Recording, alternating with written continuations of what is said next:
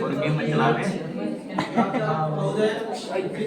तेलंगाना जी मेरे सभी छात्र छात्राओं, आप सभी को महारानी अहिल्याबाई के बोध दिवस की हार्दिक शुभकामनाएं।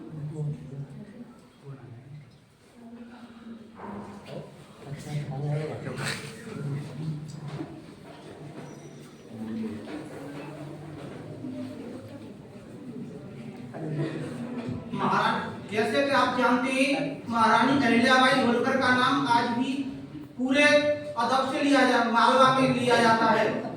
वो है बेशुमार योद्धा थी। अहिल्याबाई होलकर के शासन काल के दौरान मराठा मालवा साम्राज्य ने बड़ी बड़ी विजय प्राप्त की थी। उन्होंने कई सारे हिंदू मंदिरों का निर्माण, धर्मशालाओं का निर्माण करवाया था और कई सड़कों का निर्माण करवाया था। अहिल्याबाई जन आस्था की, विश्वास की देवी कहलाई थी। अहिल्याबाई होलकर का जन्म जयंती पर आइए जानते हैं उनके बारे में। महारानी अहिल्याबाई होलकर का जन्म 31 मई 1725 को महाराष्ट्र के चौड़ी गांव में हुआ था। बचपन से ही उनके मन में दया भाव बहुत अधिक था। लोग आज भी उन्हें अहिल्या के नाम से, अहिल्या की देवी के नाम से उनका स्मरण करते हैं। अहिल्या के पिता का नाम मानकोजी शिंदे था। वह धनगर समाज से ताल्लुक रखते थे। वह एक सरपंच थे। अहिल्याबाई किसी राजघराने परिवार से नहीं थी। अहिल्याबाई उस जमाने की थी जब लड़कियों के लिए शिक्षा अधिक मायने नहीं रखती थी। ना ही उस दौरान शिक्षा को बहुत अधिक महत्व प्रचलन था।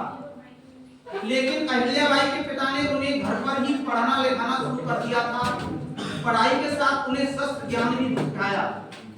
एक दिन वह मंदिर में गरीबों को भोजन करा रही थी। उसी दौरान मालवा के अधिपति मालाराव होलकर की नजर अहिल्याबाई पर पड़ी। उसी वक्त उन्होंने तय कर लिया कि यही उनके बेटे खंडेराव होलकर की पत्नी बनेगी। और 1733 में अहिल्याबाई का विवाह खंडेराव से होया। उस वक्त अहिल्याबाई की उम्र 8 वर्ष थी। खंडेराव आ से 2 वर्ष बड़े थे। शादी के बाद अहिल्याबाई महेश्वर आ गई। अहिल्याबाई खुश थी, उनका जीवन अच्छे से बीत रहा था।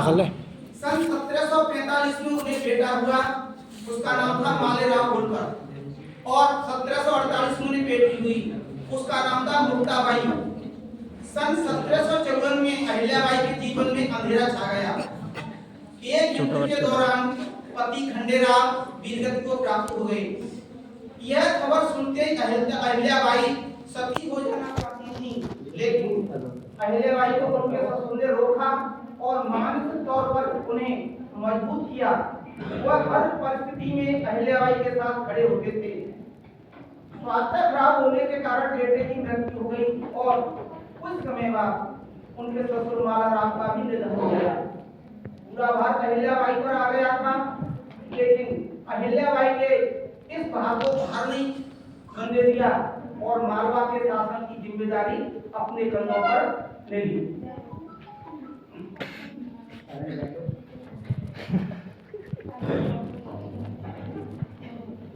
अहिल्याबाई ने बहुत ढंग से किया राज। अहिल्याबाई होलकर पर जब यह जिम्मेदारी आई वह तैयार थी, लेकिन स्त्री होने के नाते उनकी राह आसान नहीं थी।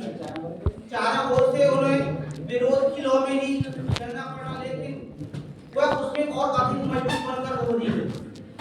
11 दिसंबर 1767 को वे स्वयं इंदौर की शासक बन गईं। राज्य के एक तरह वह रानी थी। हर लड़ाई में अपनी सेना के साथ खड़ी थी। अपनी सेना का नेतृत्व किया, उनका हौसला बढ़ाया।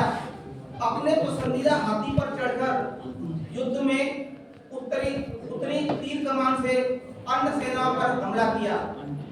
अहिल्याबाई की बहादुरी देखकर समूचे देश में उनकी चर्चा होने लगी। उन्होंने मालवा और प्रजा की रक्षा की, क्षेत्रों को लूटने से बचाया और धीरे धीरे अहिल्याबाई जिम्मेदारियों को बांटती गईं।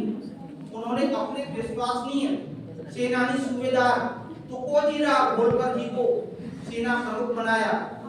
अहिल्याबाई को बचपन से ही शस्त्र का ज्ञान और चलाना भी सिखाया गया था, लेकिन इसके साथ वह एक अच्छी रणनीति थी। अहिल्याबाई प्रजा समस्या के लिए हर दिन एक सारणी सभा रखती थी और जल्द से जल्द प्रजा की समस्या का निवारण करती थी। वह हमेशा अपने राज्य और लोगों को आगे बढ़ने के लिए प्रेरित करती थी। 30 साल के शासन में अहिल्याबाई ने एक छोटे से गांव का अलीपुर शहर का विकास किया। आज मालवा क्षेत्र में बने सड़कें, किले का श्रेय अहिल्याबाई को ही जाता है। अहिल्याबाई को जीवन में नहीं रहा, क्योंकि वह उन सभी से उभर पाने से सक्षम रही। लेकिन एक बात का माना उन्हें हमेशा रहा कि अपने जवानी के बाद मैंने कौन सी बात यूट्यूब पे डालनी है। रानी अहिल्याबाई का लंबे वक्त तक शासन रहा। 70 वर्ष की उम्र में उनका निधन हो गया। इसके बाद वे स्वास्थ्य सेना रहे। वो जीत प्राप्त होकर ने शासन की कमान संभाली। रानी कैसे लिखती है, इंदौर अपनी उस महान और दयालु रानी के लिए जितना शोक मनाए कम था। आज भी उनको सभी अपार सम्मान के साथ याद करते हैं। भारत के इतिहास की श्रेष्ठ योद्धा है महारानी अहिल्याबाई की।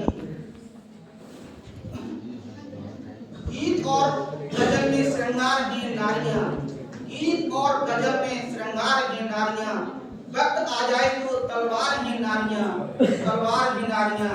हाथों में चूड़ी देखकर कमजोर ना समझ, रावण की लंका फूकने अंगारहीन नारियां।